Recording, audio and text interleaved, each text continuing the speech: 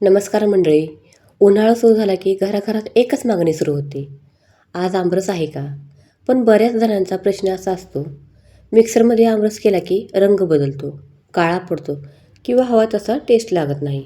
म्हणूनच आज मी तुम्हाला काही भन्नाट टिप्सही अगदी परफेक्ट आमरस दाखवणार आहे. चला तर मग लगेचच सुरुवात करूया. सर्वात आधी मी या ठिकाणी घेतले आहेत आंबे. तुम्ही घरात जे आहेत ना ते वापरू शकता. पण आंबे घेताना एक गोष्ट लक्षात ठेवा. आंबा फक्त दिसायला पिवळा असून उपयोगी नाही, तो गोड असणं खूप महत्त्वाचं आहे. त्याकरता आंब्याचा हलकासा वास घ्यायचा. जर गोड सुगंध येत असेल तर समजायचं आंबा छान पिकलेला आहे. आता हे आंबे आपण थोड्या वेळाकरता थंड पाण्यामध्ये भिजत ठेवणार आहोत. मी फ्रीजमधलं छान थंड असं पाणी घेतलेलं आहे. यामुळे आंब्याची उष्णता कमी होते आणि आमरसही मस्त गारगार लागतो. तर साधारण 10 मिनटं हे आंबे आपण पाण्यामध्ये भिजवून द्या. तर बघा आता आंबे मस्त भिजले आहेत.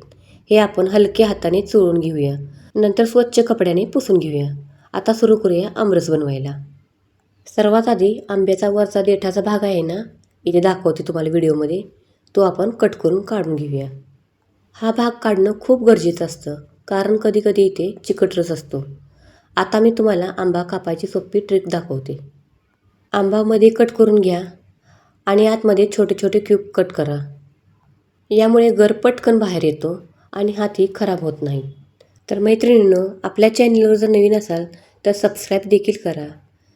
आणि तुम्हाला आंबे असेच खायला आवडतात का आंब्याचा आमरस आवडतो ते पण मला कमेंट करून कळवा.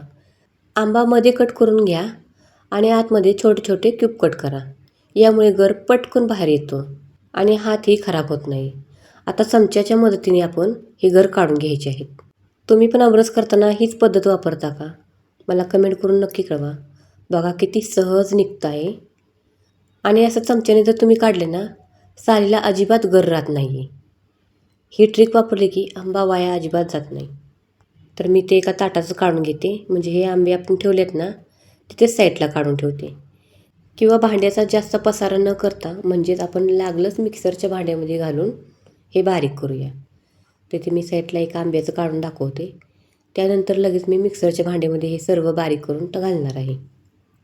हा आमरस इतका छान तयार होतो ना, की एकदा केला की तुम्ही पुन्हा पुन्हा हीच पद्धत कराल. आणि हो, मी आधी आंबा दाबून रस काढत नाही आहे, कारण कधीकधी आतून आंबे खराब असतात. अशा पद्धतीने कट करून घेतले की खराब भाग लगेच दिसतो.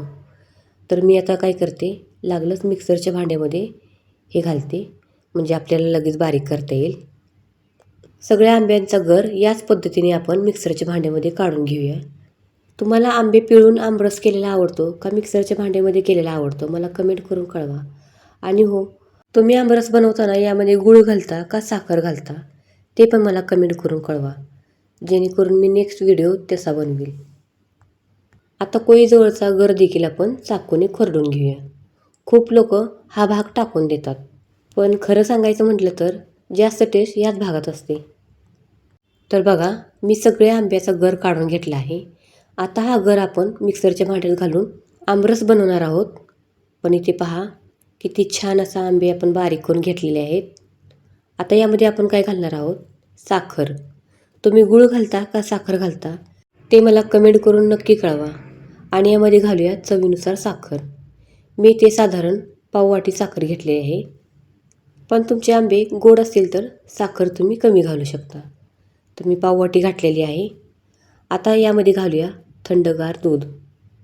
दूध ऑप्शनल आहे, तुम्हाला घालायचं असेल तर तुम्ही घालू शकता, नाही घातलं तरीही चालेल.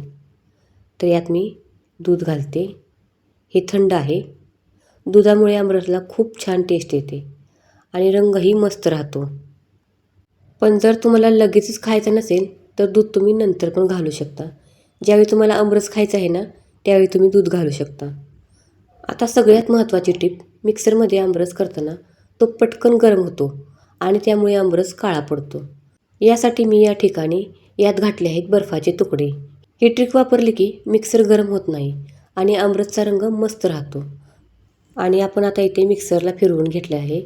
पण एक गोष्ट लक्षात ठेवा, मिक्सर जास्त वेळ फिरवू नका, नाहीतर आमरसची नैसर्गिक टेस्ट बदलते. फक्त एका मिनिटात हा मस्त स्मूथ तयार होतो. तर बघा मंडळी, किती सुंदर रंग आलेला आहे आमरसला. एकदम चमचमीत, गारगार आणि मस्त. याची शाईन बघून तोंडाला पाणी सुटलं ना. आणि सगळ्यात भारी म्हणजे मिक्सरमध्ये बनवूनसुद्धा अजिबात काळा पडलेला नाही. आता हा आमरस पुरीसोबत, पोळीसोबत किंवा तसाच थंडगार खाल्ला तर जबरदस्त लागतो. उन्हाळ्यात पाहुणे आले तरी पटकन तयार होणारी ही रेसिपी आहे. चॅनेलवर जर नवीन असाल तर सबस्क्राईब देखील करा.